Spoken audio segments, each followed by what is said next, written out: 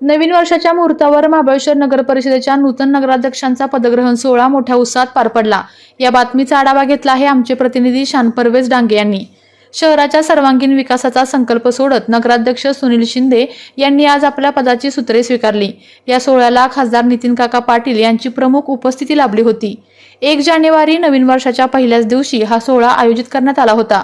महाबळेश्वर शहराला सुख समृद्धी लाभावी आणि शहराची भरभराट व्हावी या उदात्त हेतूने या खास दिवसाची निवड करण्यात आली होती। यावेळी शहरातील विविध क्षेत्रातील मान्यवर, माजी नगराध्यक्ष, माजी नगरसेवक आणि प्रतिष्ठित नागरिक मोठ्या संख्येने उपस्थित होते।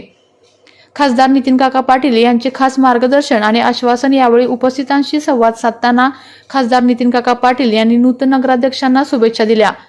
पदभार स्वीकारल्यानंतर नगराध्यक्ष सुनील शिंदे यांनी सर्वांचे आभार मानले। महाबळेश्वर शहराची मोठी जबाबदारी खांद्यावर असल्याची जाणीव व्यक्त करत सर्व नगरसेवकांना सोबत घेऊन शहराचा कायापालट करण्याचा मानस त्यांनी व्यक्त केला। या सोहळ्याला सातारा जिल्हा बँकेचे संचालक राजेंद्र शेठ राजपुरे यांच्यासह अनेक दिग्गज नेत्यांनी उपस्थिती लावून नूतन पदाधिकाऱ्यांना पुढील वाटचालीस शुभेच्छा दिल्या। शहरातील राजकीय आणि सामाजिक वर्तुळातून या निवडीचे स्वागत होत असून नवीन वर्षात महाबळेश्वरच्या विकासाला नवी गती मिळेल अशी अपेक्षा व्यक्त केली जात आहे।